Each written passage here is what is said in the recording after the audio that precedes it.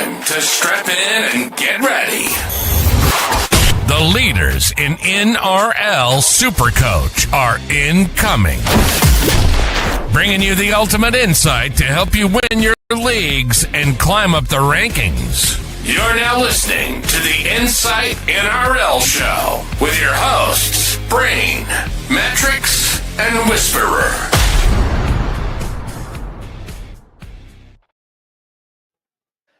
G'day, guys. I was going to say round 14 is behind us, but it's not. It's not quite done. We have one more game to go. Most of us have a public holiday, and Dick's out for Mattrix, who has to go to work tomorrow, sucked in for being in Queensland and having 34 more public holidays than Sydney. We've got one back on. Yeah, but not tomorrow.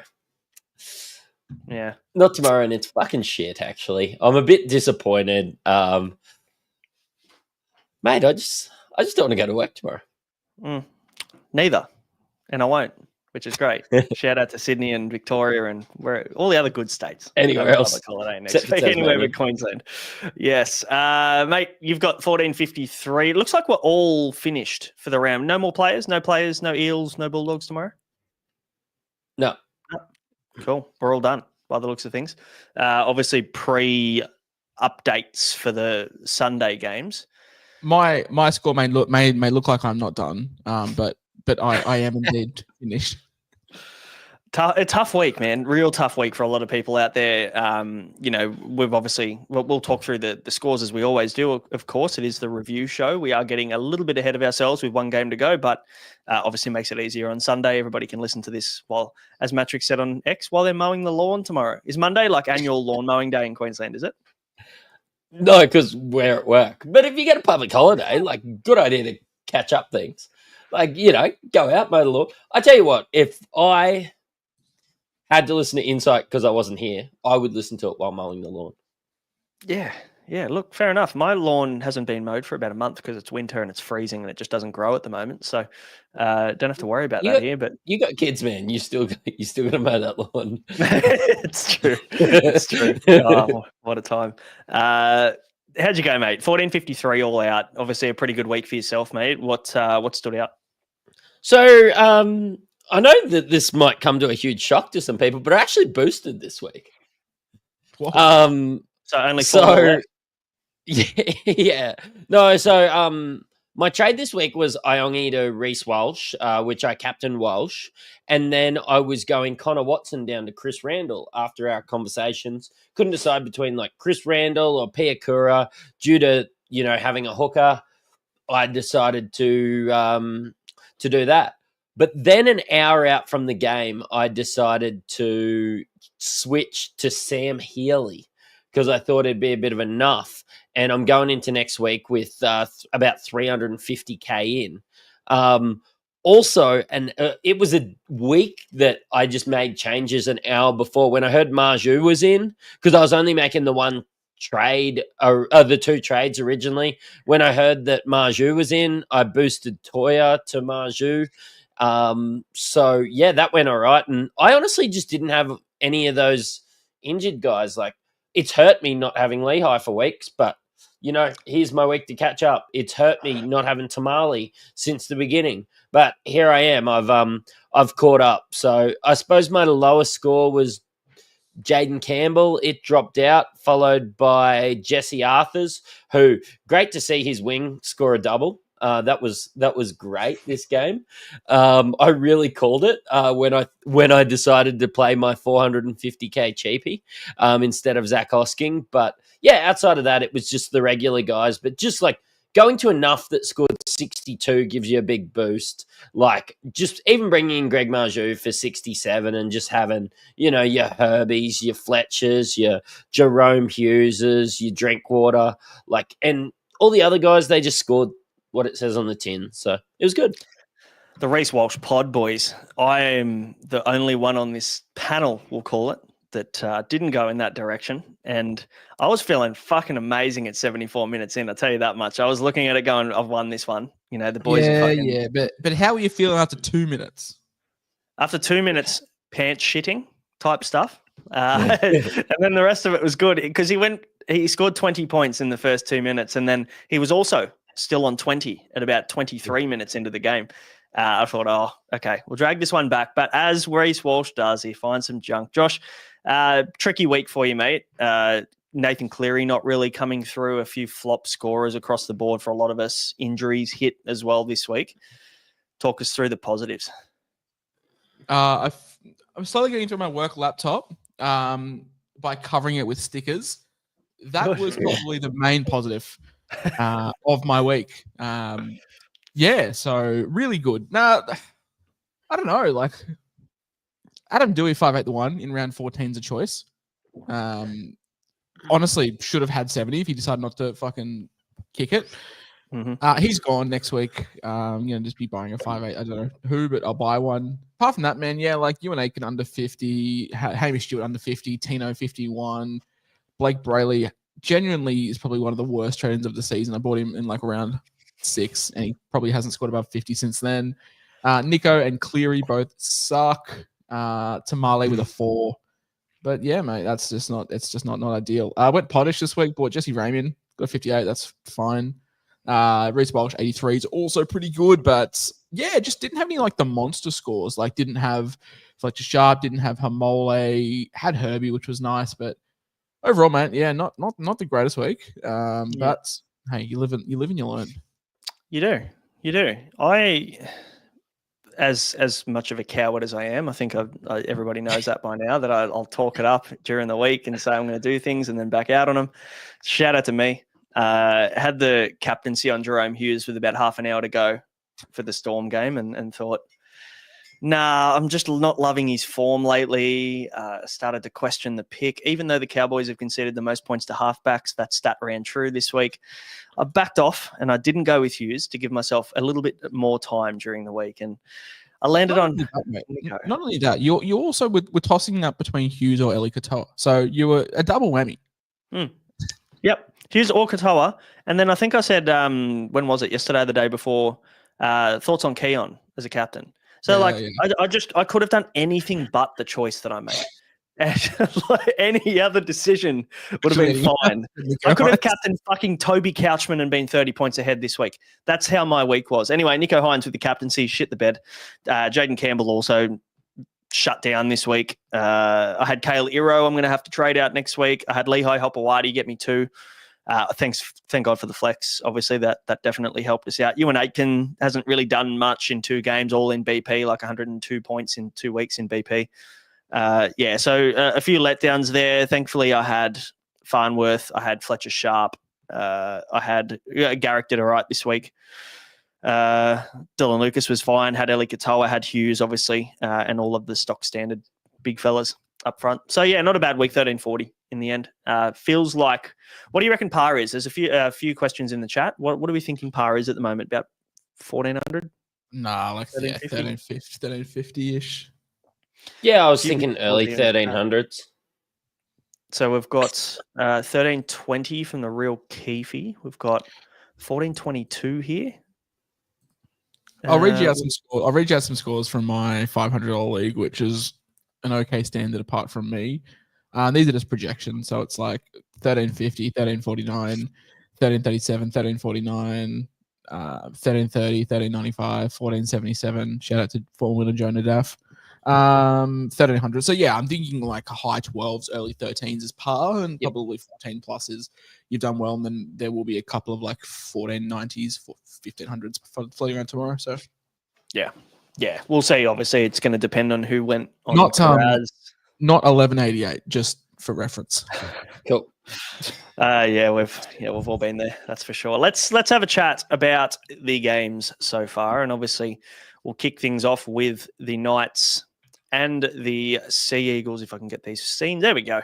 Knights and the Sea Eagles. Knights get a dub against the Manly Sea Eagles, which I definitely did not tip. This was one of the 2 tips that let me down this week. Didn't see the night. I mean, look, I said in the WhatsApp, like it felt like a weird night. Like Manly fucking half don't turn up for the most part. And, you know, the Knights somehow won this game, but I tell you what, James Schiller probably got the worst and best 110 that I've ever seen. Obviously not Supercoach relevant because we're not going to go and buy him, but he had probably the worst start and the best end to a game I think I've seen in recent memory. So shout out to him. Fletcher Sharp obviously going big here in this one as well. We also had Kai Pearce-Paul get 97. For Manly, we had Hamoli, the big talking point there, 115. But sadly, guys, Lehigh Hopewadi, he's the one that hurts us this week, or hurts me. Doesn't hurt you too. If you owned, would you be trading? I think you probably need to now, really, with the fact that he's only going to be playing he's going to miss next week, 15 with the HIA. He's going to miss 16 with the bye. He's going to miss 19 with the bye. So he only plays 2 in the next 5. Got to move him on, I think. Yeah, definitely. I think so. Not playing fullback either, which is obviously a pretty key part. So yeah, I'd be moving off. Yeah, for sure. What else stood out for this one, Matty? What did you have here, mate? I'm gonna tell you a little draft story. Okay. So I sat James Schiller in draft accidentally. I was I was riveted by my own classic trades that I didn't do any trades in draft. So I actually sat James Schiller for Murray Talagi's 0 this week in drafts. So lost that one. Brought in Schiller for this matchup. So, really glad I did that. But, I mean, Knights got booed at halftime. And they come back, and it was through Fletcher Sharp, really, the guy who everything in this team goes through when they want to do anything. So, even though the Knights have been disappointing this year, I think Fletcher Sharp's been unreal. Like, great value at 650K early on in the year. And if you told me that he was going to be, he is going to go above like 750K this week, I'm not sure I would have believed you. And I was a huge Fletcher Sharp guy. So it's been massive. It's been a really good trade, and you got on a lot earlier than pretty much the rest of us, I guess. I'm lucky enough that I got on for the hat trick that he scored a few weeks back, but he's been great. Probably not someone I'd be targeting, I think, moving forward, though. I think, like, price-wise, he's going to be sitting around that early 700s mark. There's probably a few other options I'd prefer than Fletcher Sharp in that position. And you can pot up a fair bit now. I feel like Fletcher Sharp's one of those guys that you can just go left field from if you're looking to chase the pack. Kai Pearce-Paul, Josh, your boy. 97, our boy now, technically. Yeah, not only my boy, but he's my boy's times 2, which is great. Because obviously I love him as a player, but also love him as a Tiger next year. He's been super good. Like, BP through the roof this year, which is really, really nice. Both edges for the Knights, BP was through the roof. Dylan Edwards ended up on a 70. Kai Pearce-Paul in the low 60s as well. So, yeah, he's been really, really good this year. And, can't wait to see him in the mighty orange and black. Tyson Frizzell with a 6. Not many people would have him, but I'm sure there'd be a couple with the double whammy. But just on Lehigh, it's the highs and lows. It's going from being on 19 points after 5 minutes to ending on a 2, knocking yourself out, scoring a try, which was bombed. It was a whirlwind of emotions.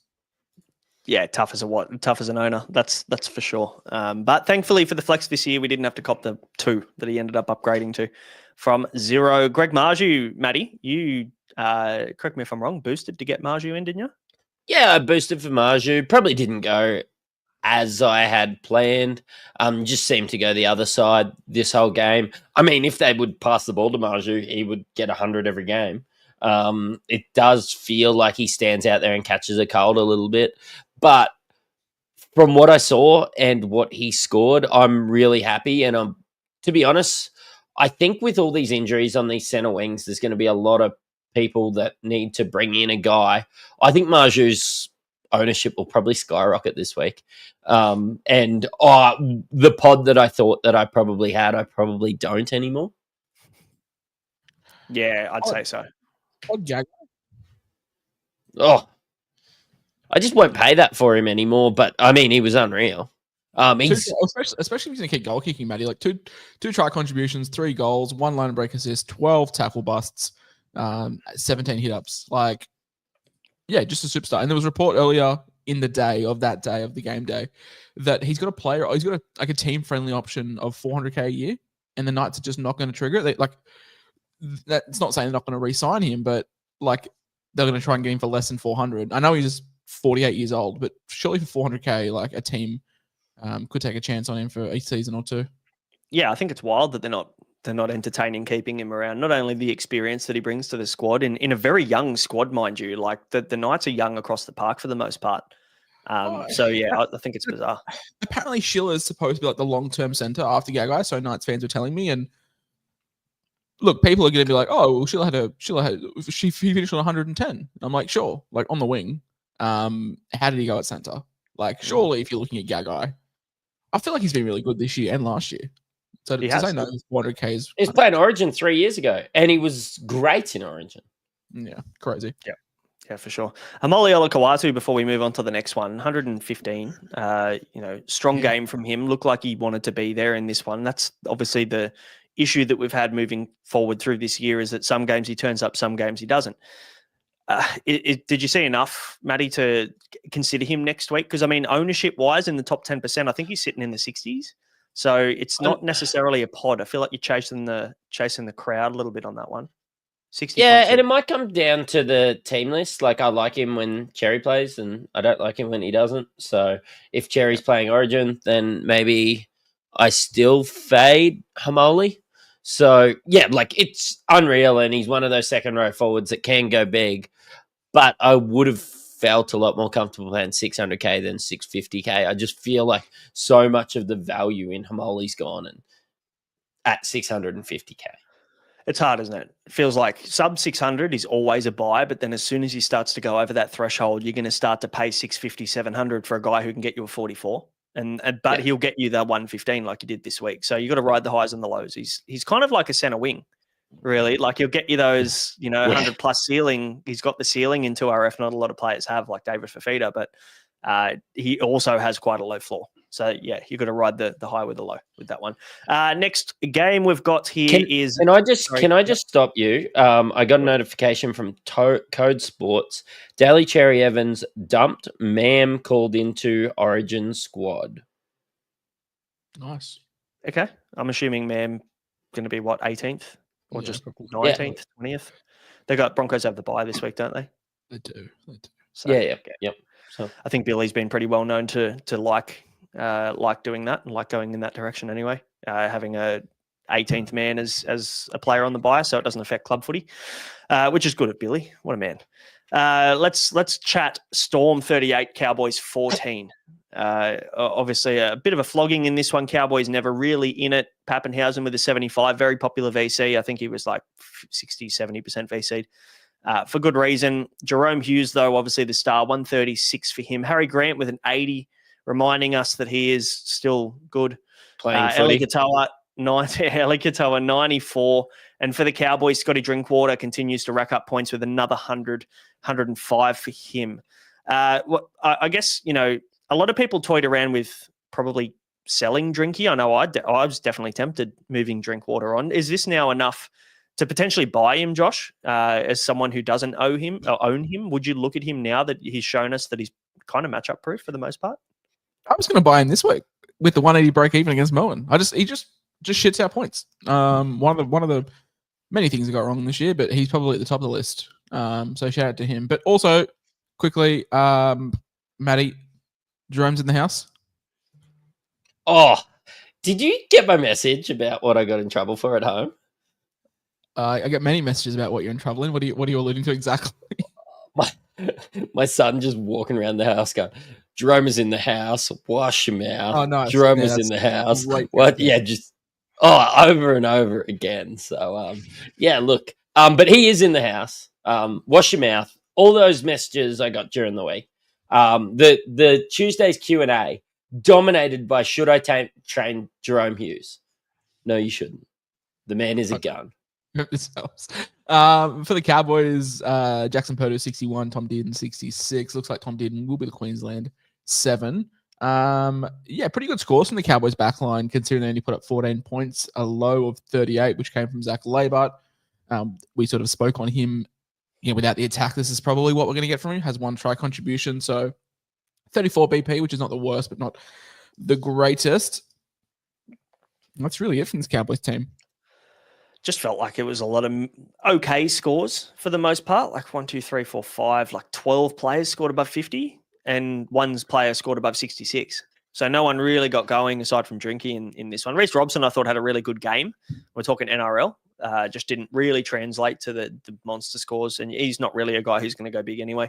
The Storm assets are the big ones, right? And the thing with next week, obviously, they're on the bye, right? So we can't necessarily, or we shouldn't be going and buying any of these guys. But round 16, now that the Storm are the first team to finish up all of their buys, round 16 is the week where you're going to be loading up on Storm players. And I think Jerome Hughes could be very, very popular in round 16, depending on what your plans are with Nathan Cleary.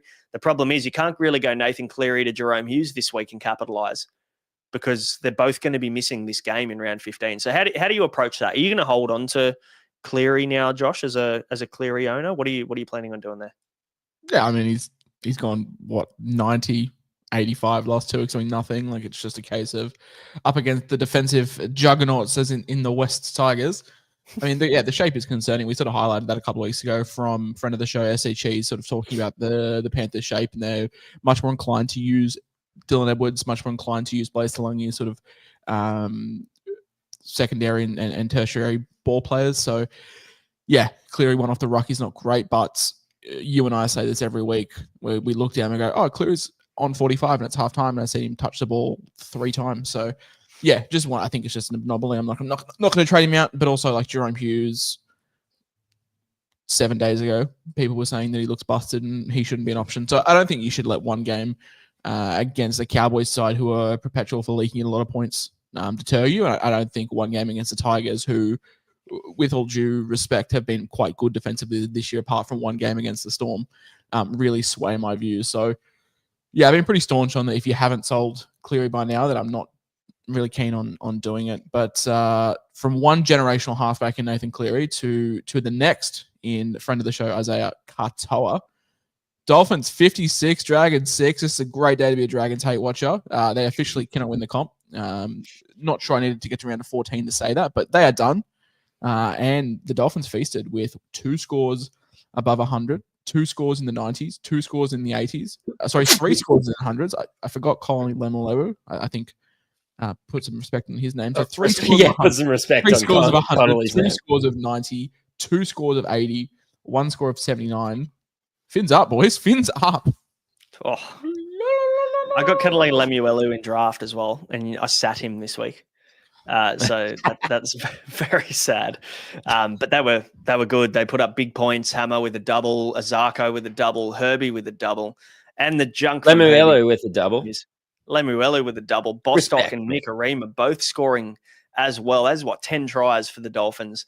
Isaiah Katoa putting up 99 with 3 try assists and 3 try contributions as well. So shout out to him. He's just continuing to rack up points and taking his game to the next level. I mean, how do we approach this with Herbie? Max Plath, ACL. Sad. Look, sad, and it doesn't sound good. Is that being confirmed, ACL, or is that it's not confirmed, but that's the fear. It fucking sucks, man. That sucks, yeah. Because, I think everybody who watches Max Plath just loves the way he goes about the game. So it's, very sad to see him miss some time. But if you're a Herbie Farnworth fader, has he just got to a point where he's too expensive now to consider as a purchase? He's sitting at 747K. So he'll be about 760 next week. I don't know whether you can go there. When does the try scoring just stop? I think doesn't. If you own Eero and you don't own Herbie, then it's probably the easiest swap. But if you don't own Eero, don't own Herbie, I'm probably okay with just letting it go. Like, I don't love betting on a center to score every week, but he's just a typical Supercoacher. Like, he's just a typical Supercoach player. He's just a greedy hog, and we love that. 65 in BP, regardless of the scoring and the attacking stats in this one. I remember that I think it was last week, right? There was a quick play of the ball, but there was 4 defenders at the ruck and no one outside of him. He gets in the dummy half and then just goes himself regardless. Scores. It's the best. It is the best. I love it. As an owner, very, very happy. Jermaine Asako went fucking massive in this one. Obviously, plenty of goals, plenty of points, 2 tries, 8 tackle busts. Like, the guy just did whatever he wanted there, and 2% owned in the top 10% of teams. So Matty, is there any temptation there to look at any of these Finns guys? I'm pretty sure they've got a round 18 bye from memory and then round 21 or 22. So like they've got a couple of back-ended buys that are pretty close together, which is maybe the main concern. But for the short time period that we've got here in the next 3 rounds, like they could be some pretty good purchases. And I think from memory, they've got a pretty good draw as well. Let me quickly just bring it up. Yeah, I mean, like top 8 Dolphins is different to, the Dolphins that we've kind of seen so far. So, I mean, if the points are flowing and everything, I can get around them getting their best finisher in Asako the ball, paying nearly $800K for Herbie. I mean, I can't believe after all these years we don't have Isaiah Katoa, but Katoa scores for fun at the moment. They're a really fun team to watch at the moment and really good for Supercoach, much like a team like the Cowboys where they do let in a lot of points at times, obviously not in this one, but they do score quite free-flowingly. So, I mean, Asako's always been tempting. I started with Asako. 600 again is the point that I don't want to buy him, but I mean, goal kicking, if the Dolphins head into, approaching that 5th sort of position in the upcoming weeks, I'd pay that for Asako. And also, when you look at their draw, they've got the Cowboys next week at QCB. So tough, well, I wouldn't say that much of a road trip for the Finns, but still a tough road trip to go up to Townsville. Then they've got the Knights, and then they've got Souths. So 3 pretty nice matchups really over the next 3 weeks. They do have a round 18 bye, then they go into the Sharks, then they play the Cowboys again, and then they've got another bye.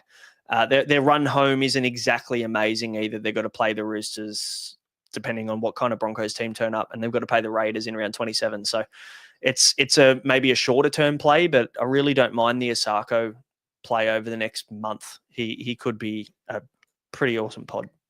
Yeah, I feel like you're selling in round 21. So you're buying now, getting 15, getting 16, getting 17, getting 19, getting 20. So you're getting 5-6 weeks, and you probably jump off in 21 when they do have the bye. So yeah, definitely don't hate it. How crazy is it that we are more than halfway through the season, and I don't think it's really a conversation of discussion. I think it's pretty well known that Luke Metcalf and Isaiah Katoa are probably number 1, number 2 halfbacks in the league. Crazy. Remember how in the preseason we talk about Nico and Cleary, and Cleary's number 1, and look, it's hard. I'm not even talking about Supercoach. Like I'm just like NRL, like Luke Metcalf and Katoa, the top 2 halfbacks. Dally M leader Luke Metcalf. He's been amazing, and he was again on the weekend. Absolutely tore them to shreds. So can't argue. Absolutely can't argue. He's in great form. As for the Dragons, Gutho 41, Val 62. That's probably the extent of, yes, Matty did get 53. That's probably the extent of this Dragons backline. Like, it was just putrid. Like, Christian Hupalotu, first game back, 8 weeks, hamstring. Not the same hamstring, which is great, but I know a lot of people held him. I know a lot of people bought him this week. I think he was bought in by over 1,600 people. A lot of people held him. Shout out to Jeremy. I think you boys would have saw over the weekend. I put a call out to see who had the worst trades this week. And Jeremy traded in Nathan Lawson, Lehigh Hapawade, and Christian Tuipulotu with a boost. And that got him 21 points. So 2 from Lehigh, 19 from Lawson, 0 from CT. So, God. Supercoach is a rough game. Toby Couchman, 63, was the only bright spot in this team. And he's probably the only Dragon that you really want to be considering moving forward. If Nathan Lawson is there next week, I guess he can jump on. And the injury to Tuipulotu probably would help that. But you've got Corey Allen, you've got Tyrell Sloan, you've got Cody Ramsey all sort of floating around. And Lawson was not great this game, and I'm not too sure what Flano does. I'll go you one better with the trade-ins and the injuries and shit. Now, shout out to Paul Sangster. Not sure any relation to Tom. No, I have asked. Paul Sangster has Lehigh, Tamale, Iro, and Tui Pilotu as his center wing 4 that were playing this week. So as a dicks out for Paul, we're going to get him a standard squeeze pack, because that could be one of the most unlucky. There's one way to numb the pain. It's through the standard squeeze. You know what? Standard squeeze saving lives. He was right there on the ledge. Yeah. Oh, mate. Honestly, that's pretty grim. That's almost as grim as this Dragon side. Raymond Faitalamara, shortness of breath. I would be too. If I had. He looked up at the scoreboard, and that's when it started. That's what it was. No, I think apparently it was a bad asthma attack. I think it was just before half time. Like, he probably went into a panic attack knowing what Flanagan was just going to absolutely fucking say, just rip in at half time. So, Kyle, you mean? Kyle was about to rip in, I reckon. Yeah. Mate, what do we do? Did you see my tweet over the weekend? It was like Xavier Coates, Ronaldo Mortalo, and some other winger, like generic winger, has more try assists this year than Kyle Flanagan. So I can't wait to see and King Koga drop next week.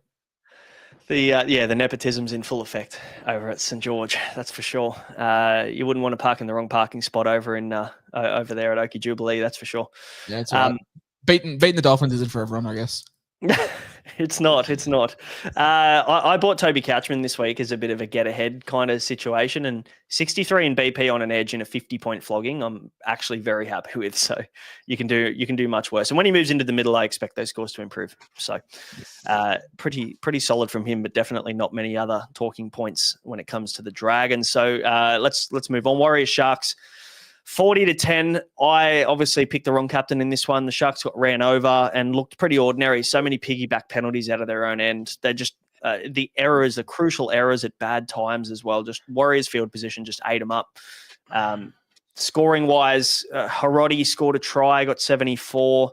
Otherwise, I mean, even AFB goes low with a 56 in 64 minutes. It's quite unlike him. Nikora 67.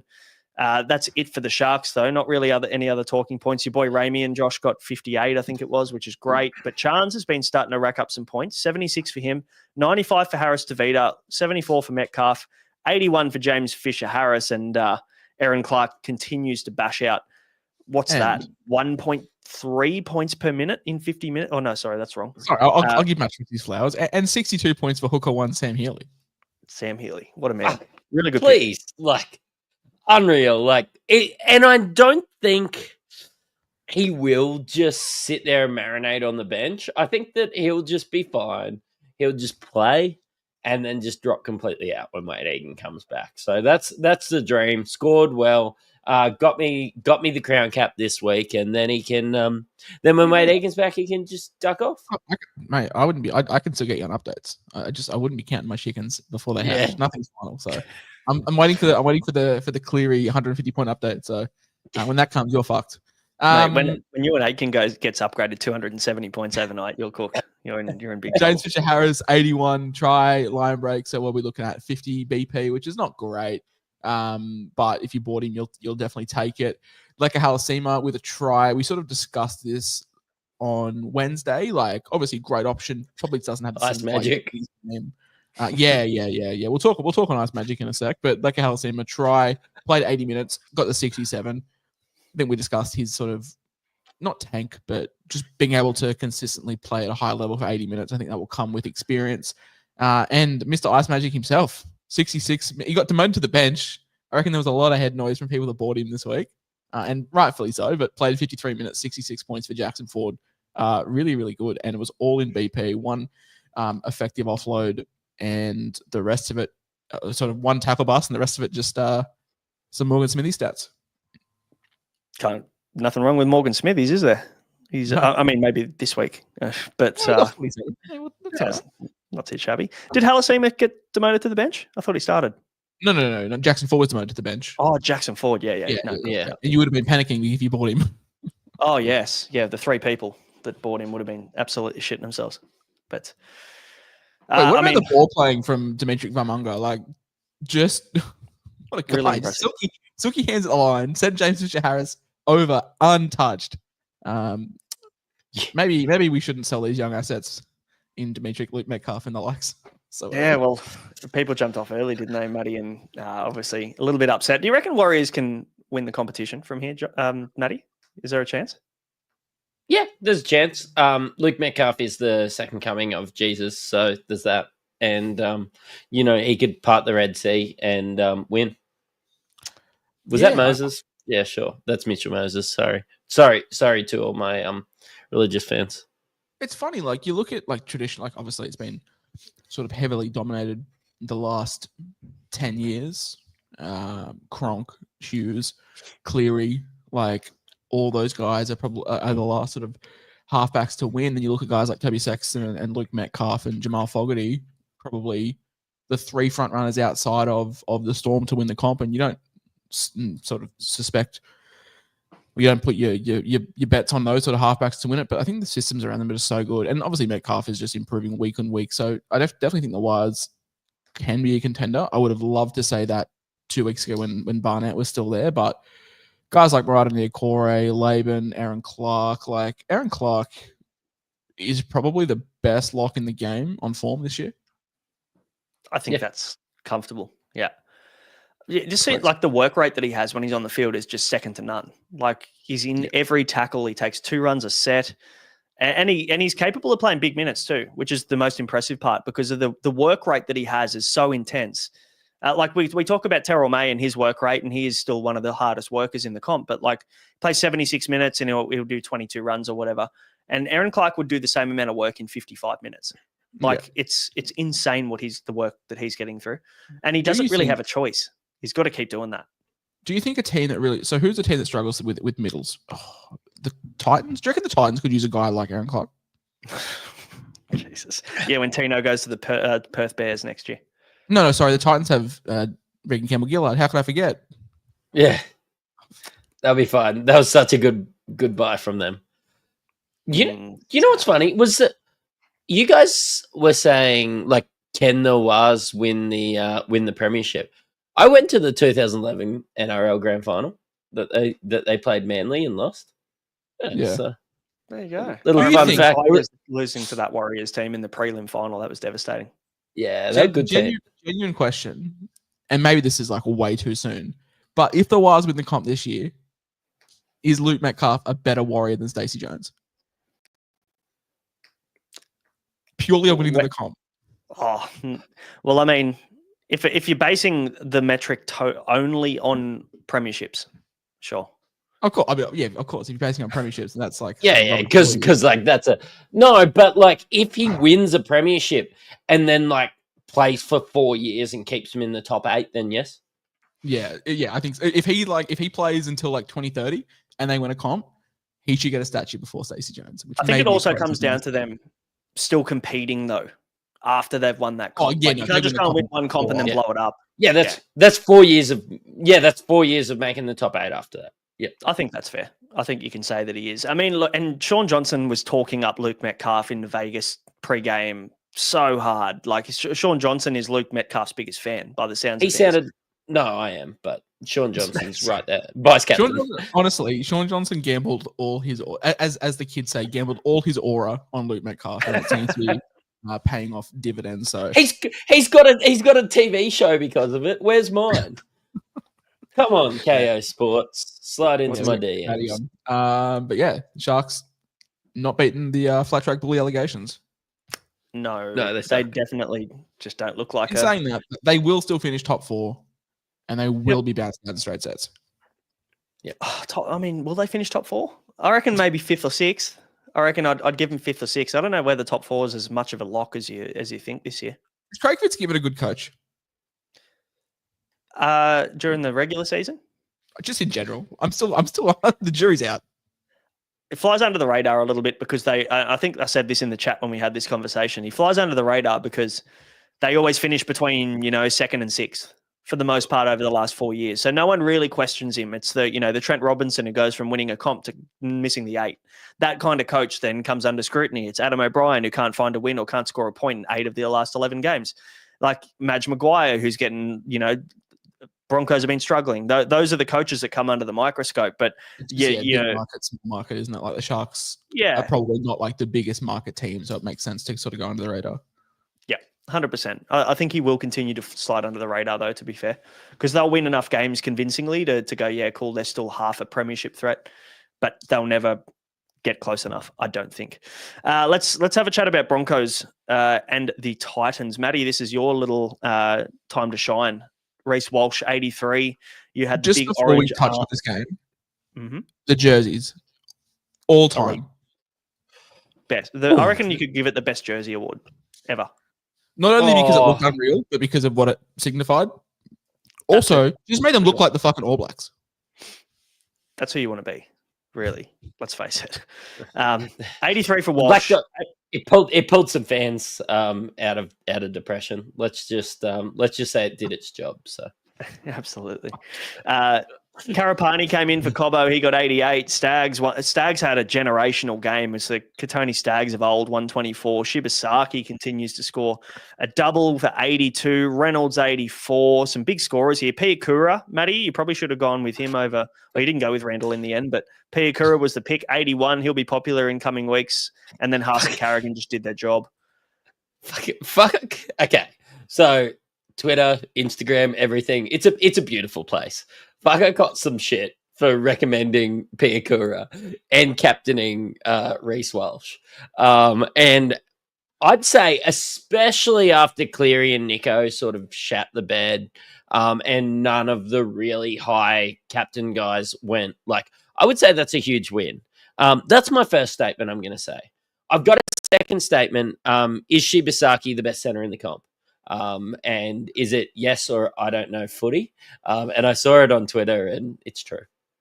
It's kind of crazy that Shibasaki and Stafford Toe are the two best center pairings in the comp. Yeah. No, I'm very. This game gives me pain because at full time I messaged the group and said, "Should I look Walsh?" And I would have dropped Tamale if I did. So, yeah, rough. Look, no one's ever doing that. Let's be honest. But it's tough when you look back on it. Hindsight is a beautiful thing. Titans, I guess, not really. I mean, AJ Brimson with a 59, Cam Pereira with 90, Brian Kelly winding back the clock with the 65.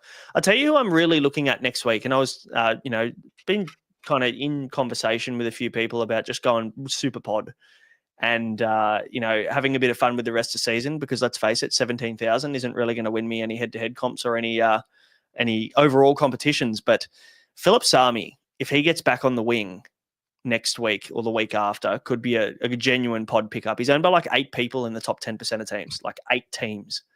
Like, if you go back and have a look at his stats, I'll bring them up. 56 this week at centre, all in BP, mind you. And then he's gone 83 the week before against Melbourne, 83. He got 37 against the Raiders.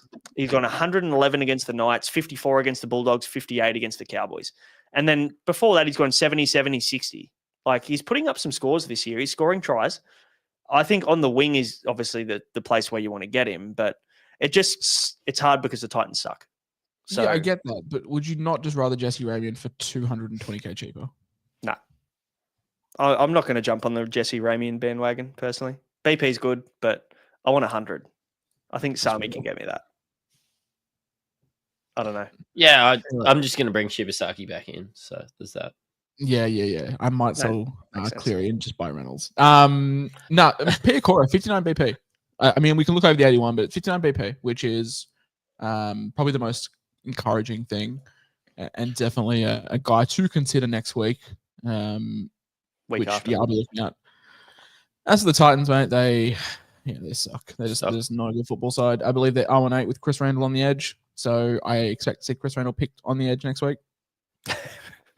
Shout out, Des. Yes. Tino Fasil Malawi, 51 in 60-odd minutes. Sternum injury is the word from physio. Apparently nursing a sternum issue, which is, for the most part, from what we've heard, pain tolerance and a very painful injury to play through, especially as a middle. Going into Origin camp, he'll be touch and go, apparently, which is just Queensland mind games to get the underdog status. So, is it a sternum injury, or is it just heartache from looking at the team that he has to play for every week? I reckon it's probably more of that, but also maybe a partial sternum injury. Look, I don't know. I just think. Do you reckon Tino's in the? Let me ask you this: do you reckon Tino is at the Gold Coast Titans in 2 years? I mean, he's contracted. Yeah, what does that mean? It depends on what he wants. And like, I got ripped for this on Twitter, but like, I don't think Tino is like elite. I think he's a very good player.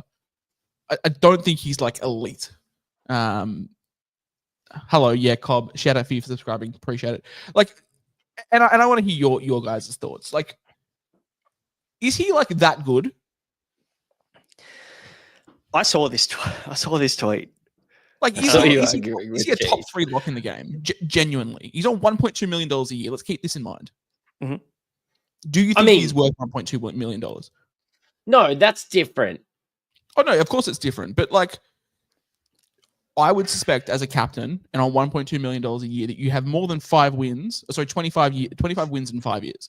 And I understand his team sucks, but there have been plenty of superstars in that game that have had shit teams that have like dragged them to whatnot. No coincidence that in 2021 they made the finals. Jamal Fogarty was the 7.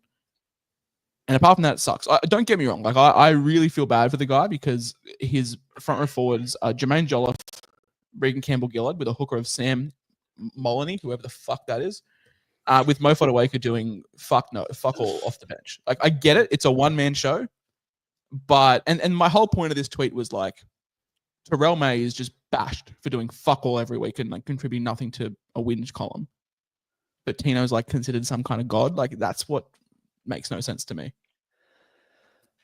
Yeah, look, I don't know whether I can get around the overrated tag. I think. You just read out the team and you basically said they all suck. So like, I don't know whether you can go and say, yeah, no, fucking how old's Kieran Foran? 42-year-old Kieran Foran's going to help Tino. Because at the end of the day, it's the spine, right? Like Brimson is he a fullback? Is he a 5'8"? Is he nothing? I don't know whether he's in his best position, any position that he plays in. And then like Jaden Campbell's still learning the 7 role. Foran's playing this weird hybrid 14, 13 lock role. And then your edges are bloody Cleese Haas and Chris Randall. Like, I don't know whether you can go and blame Tino for the win-loss column. Oh, no, I'm not blaming him. But I think people have this negative connotation of overrated. You can be overrated, but still very, very, very good. And, yeah, I think Tino is very, very, very good. If you put him in any other side, he is probably a borderline best lock in the game. But I can't sit here and say that he's like world class or like top 2, top 3 in the world right now in his position. So what you're saying is you just said if you'd put him in another team, he'd be a world class. He could be. He'd be the best player. Yep. But doesn't that necessarily? Well, so what does that say about the Titans then? Because you just said that he's a good player, right? So doesn't that fall on the Titans and the roster they've got around him rather than him as an overrated player? But you could also say that about Jerome Luai. Like when he left Panthers, he could have been one of the best halfbacks in the world. He's not, and that's probably on him. Now, I get the halfback and lock are different, but the world's not made of what coulds and could be's. David Fifita's made a career off what could be's and been paid well because of it. What I am saying is people that hold the energy of Tino being this generational lock and like one of the best in the world will bash other players who put up better numbers because they're not a good bloke or whatnot. Like it's Jake Trbojevic from like the last 5 years, isn't it? Like living on a reputation. I think Tino is an exceptional football player. I don't think he's like that 1% of football players, which is what I think people hold him as. And I think Mark maybe hit the nail on the head on this. And the Titans have spent up in the wrong places, right? They've got a $1.2 million lock. And how much is David Fifita on? Probably $1 million. And they have a $1.1 million edge that plays 3 games a year. Like it's not great roster construction. For the Ipswich Jets. Yeah, and that's the issue, isn't it? It's like they haven't spent up at the halves or fullback. You know, Keanu Keeney's going to be an incredible player moving forward. I think, you know, he's a great get. But if Jaden Campbell settles into this 7 role and they find a genuine 6 to partner him with that is an AJ Brimson, then I think also using Fifita's money on another prop forward. Just give Tino something because I think Payne Haas is substantially better than Tino, but it definitely fucking helps that he's got Pat Carrigan taking every second hit up. Yeah, I agree with that. Anyway. Broncos had fun in this one, and it was a good day for them to have fun considering the jersey and the what they were playing for and what that represented. So good on them. Raiders. Do we want to talk on Reece Walsh because I'm sure he's going to be a conversation. We can talk about it. Oh, we could. Yeah, I mean, we won't do it next week because it'll get lost because he won't play next week. So I reckon we'd have the conversation now. Yeah, let's chat. What do you reckon? It's Reece Walsh, isn't it? Yeah, 73 minutes of fuck all and 7 minutes of brilliance. Like, and this isn't taking the piss, Matty. Do you think he has the best average of any player in the game from the 69th minute to full time? I think he would average. If I went and had a look, I reckon he would average over his career 25 points a game. No, probably 40. across his career, I reckon like 20, 25 Oh, points a game. yeah, probably. Final 10 minutes. I think that's fair. He's a hard fade, but also a hard watch. Is there any player that is harder to watch as an owner and a non-owner at the same time than Reece Walsh? Yeah, No. like I was out on one of those like vivid boat cruises, and I wasn't really watching, but I saw that he was on. It was a mixed wave of emotion. I saw he was on 20 after 2 minutes. Saw he was on 29 after 70 minutes. Saw NRL physio saying, looks like he's had a knee-on-knee contact. This is going to be painful. And then I get a bunch of messages being like, oh my God, fuck. And I'm like, shit, he's out. Turns out he scored 2 tries in 5 minutes. So it's just the whole Reece Walsh express wrapped up in about an hour and a half. And I get it. That's why people were on the internet calling us idiots for captaining him. But I didn't have Cleary. And full disclosure, if I owned Cleary and he just wasn't playing enough games for me, if I owned Cleary, I would have captained him this weekend. But I didn't. I was vice captaining a Knights guy. And Reece Walsh just panned out. And whether it was because Nico sucks and Cleary had a bad game, I'm not sure. But I don't know if I'll be captaining Reece Walsh again in a hurry after watching that. I was talking to you, Braino. I was talking to you about it full time. I think like you can look at this 2 ways. Like if you hate Reece Walsh, that's cool. Like that's fine. Like people do. You can look at it as he looks very uninvolved. The Broncos were attacking well without him, and that's cool. That's a fair assessment. I think you can also look at it from a positive lens in the fact that he scored 2 tries, had 1 try assist, 1 line break assist with 0 link up with Ezra Mam, where we know he just excels with Ezra in the side. I know Supercoach stats aren't everything, but I'm assuming the Broncos win percentage is through the roof with both those in the team. I know for a fact that Walsh averages 56 without Mam and 83 with him.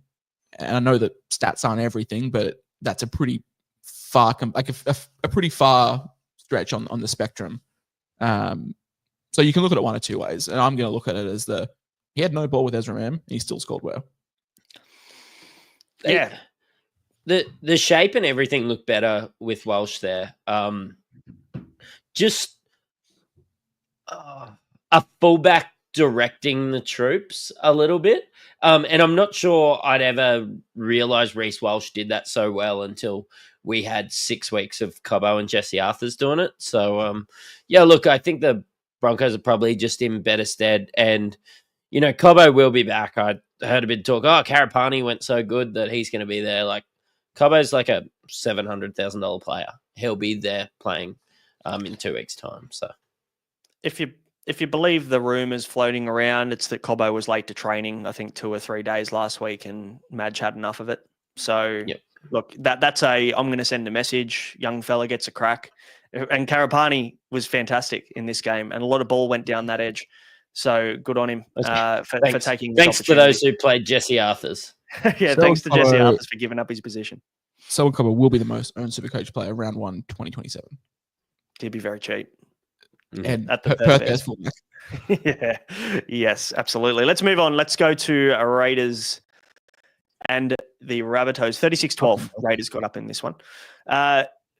Tamale, sadly, knee injury by the looks of things. No severity yet, but definitely did not look good. He couldn't even put weight on his knee or on his leg at all getting off the field. So hopefully scans come back favourable for him, but it definitely doesn't look good, sadly. So 4 points for him, probably, unless you had Lehigh Hopewadi, that score drops out. Ethan Strange was immense, 116 for him. Josh Papali'i scored a double in his record-breaking milestone game, 106 for him in 39 minutes, and 80 for Hudson Young without a try. So plenty of positives to take. Simi Sasagi also has been just racking up points in this one. So Raiders are starting to put points on the board, but come into the bye next week. So not many options for them, but plenty of good positive talking points. It's the round 19 bye that we're a little bit concerned about. And then the Rabbitohs, Keon Kalamatangi scoring the first try, 106 for him as an alternate captain option to someone like a Terrell May or a Payne Haas. Otherwise, boys, that's pretty much it in terms of the bigger scores. What are we looking at here? Horsburgh into the Queensland camp. It probably makes the most sense at this point. Yeah, I also think Jairo should be. I mean, I think he started the game immense, had 9 runs for 85 meters, 17 tackles, 1 miss in like 23 minutes, was really good. I'm not sure if Rowan, our Kiwi mates in the chat, but KOX wasn't performing like KOX of fullback 1 status. 17 points, 80 minutes, not great. Owen Paddy is very good at football. Yeah, he is. That's all I have to say. All right, there's some rep footy in his future. That's for sure. I think he's quality. He's very good. Queenslander, am I right in saying? He is. Yeah. So obviously, He like is Harry Queensland. Grant's still young, and we know that he prefers to come off or not prefers to have split duties in Origin. Harry Grant, Owen Paddy combination for the next 10 years is gonna hit like crack. Our boy Morgan Smithy's 47 points. Great. Our boy. Our boy. I mean, yeah, he's a joint venture. He got 50 in the end. There's been updates. So wonderful. 50 points for a man that I didn't play this week, which is great. But for the Bunnies boys, Trell with a 40. Yeah. Matty. That's where it ends. no, I was going to say, when do you think was the last time Josh Papali'i scored 100? What year? Probably when he had his 200th game. 2016. 2020. He scored 100 on the dot. He did. So he averaged 63 for that whole year. Just so you know, he's been an elite Supercoach / fantasy option there in his prime. Josh Papali'i. Also, just I would say top 10 front row forward ever, prop ever. I think he's quite underrated because it's obviously the back end of his career, but prime Josh Papali'i from 2017 to 2020 was very, very good. Yeah, definitely. Yeah, updates have been kind. You and Aitken up to 60, so that's nice. Keon 119, Ethan Strange up to 142. Holy shit, I've been blessed well. I got 60 points updates. That's handy. You nearly beat me. Oh, I'm close, man. I'm close. I'm just waiting for the next round of updates. This might get 12:38 now. Yeah, you can't add your round 15 score to your round 14. That's not how it works. Hosking got a 61 in this one as well. So, funnily enough, there was a question in the Q&A, actually. It was when I put my final team on Patreon, people were like, why are you trading Horsburgh instead of Hosking? And I'm like, I feel like Hosking is the guy I would rather hold if injury fucking decimated my team this week. If I had to hold someone of those two, I'd rather hold Hosking. And, Horsburgh with the 62 was pretty good I think he had 60 minutes. This is the most minutes he's played since round 4. So yeah, rotation was fucked with Tamale out. That's right.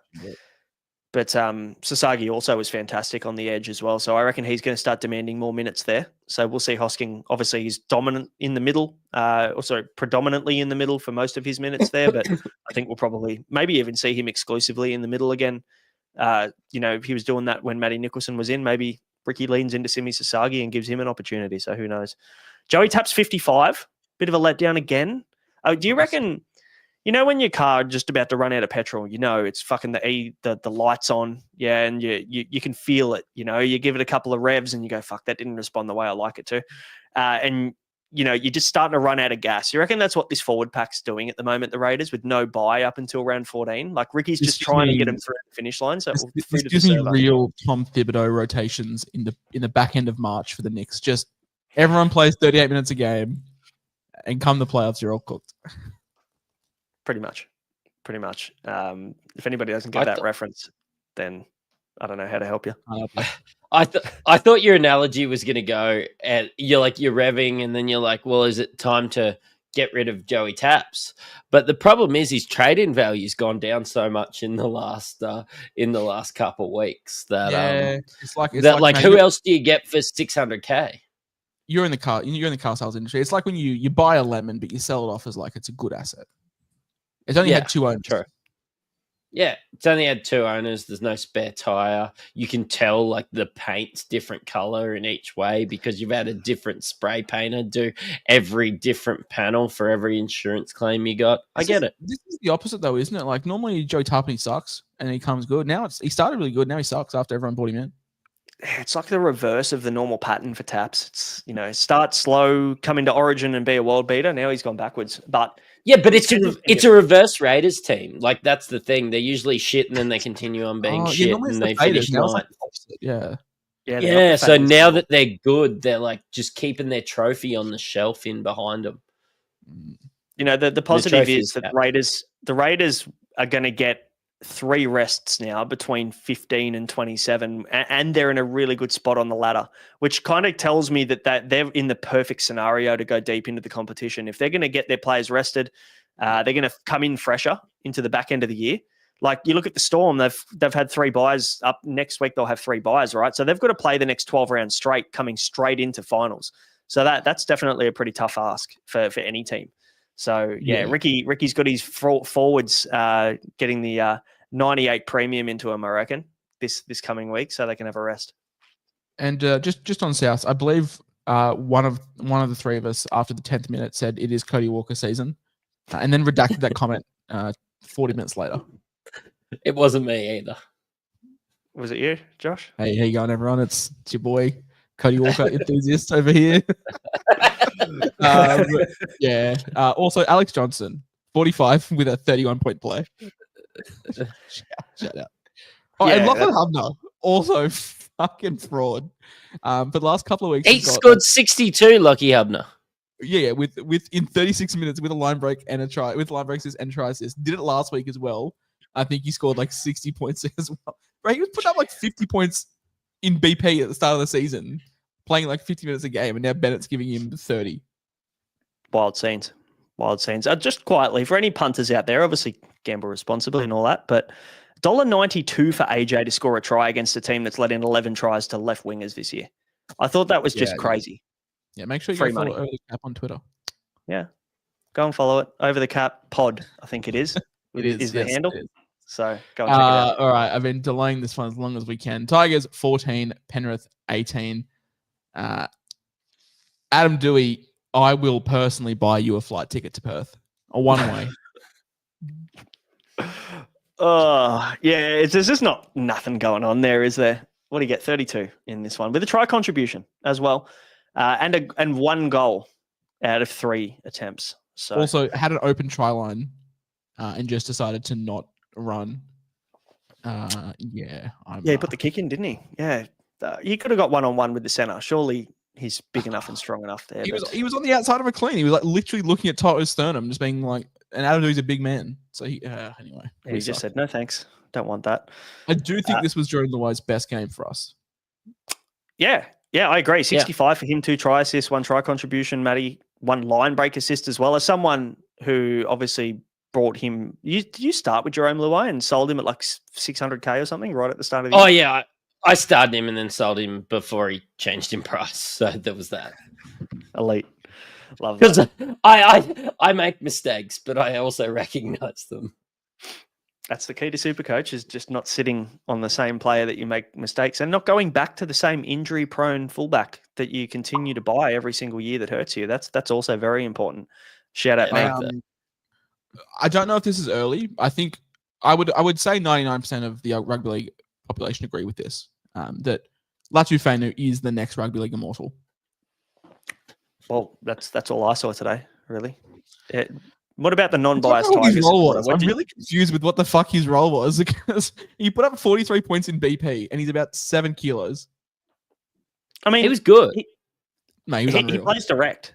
That's the difference. Galvin skips sideways and plays sideways. And to be fair, that P-Sab, I think in the chat, says Tigers attack look good after Galvin. I don't even know whether it's anything to do with Galvin. It's just more, I think Latu plays direct. Latu plays straight. They used him in that lock role, that ball playing 13, and it really suited him. For us to have Heath Mason and Latu Fainu on the field at the same time, they both play really straight, really direct. So it freed up our outside men. And Luai was actually getting the ball out pretty early, giving them early ball out the back as well. So yeah, and Romy's not a direct halfback.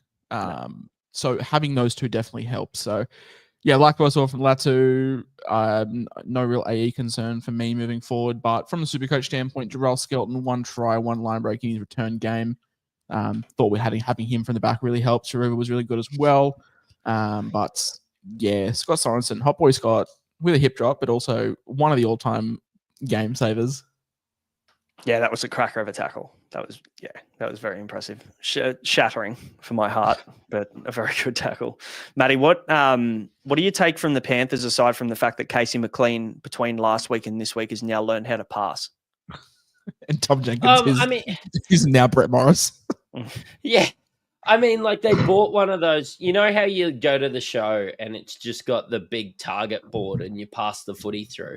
Obviously, Ivan's bought Casey one of those, and he got home. He's like, "Oh, this passing shit. It's kind of fucking cool, right?" So he's done it this week, and yeah. And then Tom Jenkins looked like, I don't know. Like last week, he looked like Casper the Ghost. This week, he looked like, I don't know, somebody completely different. Milky Way kid. Yeah, the Milky Way kid. Yeah, we love that guy. But I mean, like,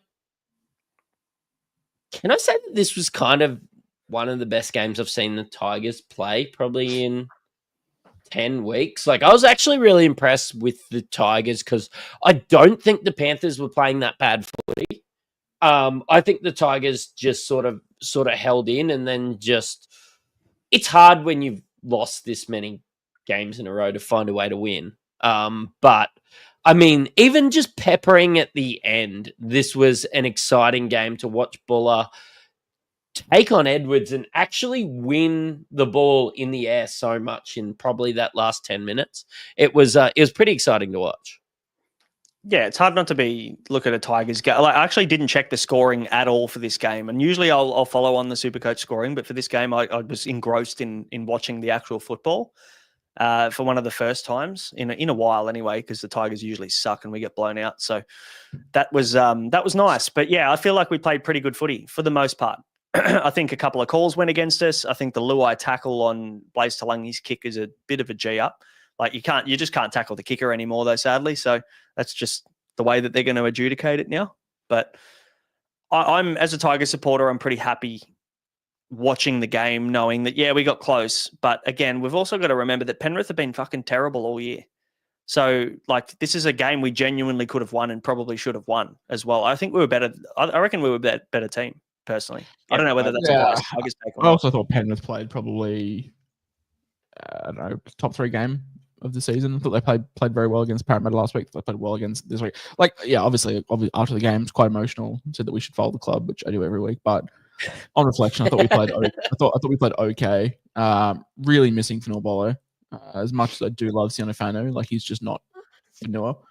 I thought Tony Suka played well on the edge. Seyfarth was fine. Adam Dewey just. I'll contribute half of your salary to Perth if you go, please. Yeah, I think we're at that point. Don't worry, I've done some things I'll regret after games as well. I think I threw a jersey in the bin one time. We've all been there. Don't worry, we've all been there. It's been a rough 4 years. 4. Oh, and Cleary also updated to 90, so we do love 90. Fuck, I wish to 60. I love. That's a good little dub there for Cleary owners, Cleary captainers. Here's one after your Tigers. Like, I know it's been 4 hours after the game, so you suddenly this guy hasn't fucking won for 6 weeks. Gets a win over the fucking Titans of all teams. And he's giving it the big ones. Yeah, exactly. But how about bringing in Dylan Edwards after Origin, because he's looking good. Yeah. He's like 600K. There's a lot of these fallen guns at Penrith, man. 640 for Edwards, and what's was going to be cheap as shit as well. Well, you got 47 in this game with 83. That brings him down to the greatest 47 I think I've ever seen, by the way. It's a very good 47. Isaiah Yeo, he will be 570K after this week. Like, there's going to be... Yeah. There's just so many good fallen guns in this team at the moment, so it's going to be hard to look past a few of them for the run home, or even... Look, obviously Ivan's come out and said that they're going to rest their Origin guys round 16 for that Perth to New Zealand trip. So, and then you're not going to go and buy anybody in round 17 knowing that the Origin guys will then miss 18. So there's going to be some targets round 19 for the Panthers. And yeah, you'd be silly not to look at a few at least. But that brings us to the end. Pretty much brings us to the end of the wrap up. But there is one game to go tomorrow, so still plenty of footy to chat. Are we going to wrap up the final game in the subscriber Q&A, Matty? Sure. Yeah, chat about it early on in the subscriber Q&A. It'll depend whose week. We've been getting a couple people on that, but that'd be really good just to chat about the Bulldogs and the Eels at the start of that one. I do have something I want to plug. Hammer and I is going to do a little free agent mover and shakers for those NBL fans out there. We're going to get that done this week. There's just been a lot of movement, like Bryce Cotton changed club. Kendrick Davis has changed clubs. There's some new guys coming in from the States and that we have been looking at, and they'll be really exciting to watch this year. Just what gaps need to be felt in the free agency pool and everything going forward. So, Hammer and I have been doing a bit of overtime. He's basically written a book in the preseason. So, there's a bit going on. For the NBL for anyone that is uneducated on who Bryce Cotton is. If we're giving shameless plugs to the IFS network, I believe Maverick has wrote me in to do one player from each round for the top 10 rounds of next year's NFL season. Players that we're keen on as well. So that will be coming later next week as well. So I can't believe it, but we're already ramping up for other sports on the IFS network. So it's going to be a big summer. Well, it's not even winter yet, but it's going to be a big fucking couple of months. Honestly, it never ends. I feel like when you do every sport like we do in NBA and NFL, the American sports usually go for a fair distance of the year. NBA starts to ramp up soon. NBL's around the corner for Supercoach. BBL's at the end of the year. NFL starts before NBA. So, there's a lot happening mid-football season for us to start on top of. And we've got a few other cool ideas and a couple of other things that are going to be pretty big coming up in the next couple of months too. So, fun. Stay tuned. There's training camps for NFL happening at the moment. So, last year I was on mat leave in about a month. About 11 months ago, I was on mat leave and I was just watching training camps left, right, and center. Loved it. I'm also just entrenched into the MLB season this season, so it's just all happening. It is all happening. Go the Mets. Insight MLB. Me and Brett just talking about the Mets and the Orioles and the Formula One. And also, he's our Formula One guy. The Formula One Matrix comes out at about 11 o'clock for the European Formula One season. You comes out about 11 o'clock on Sunday. At like 11:30. Just talking all kinds of. Yeah, who do you think is going to win? Bahrain or something? And I'm like, what the fuck are you talking about, man? His last tweet would be like, oh, how is that not a try assist for Cleary? And then the next tweet is like, what is the legacy of Michael Schumacher? Yeah. Oscar Piastri should be.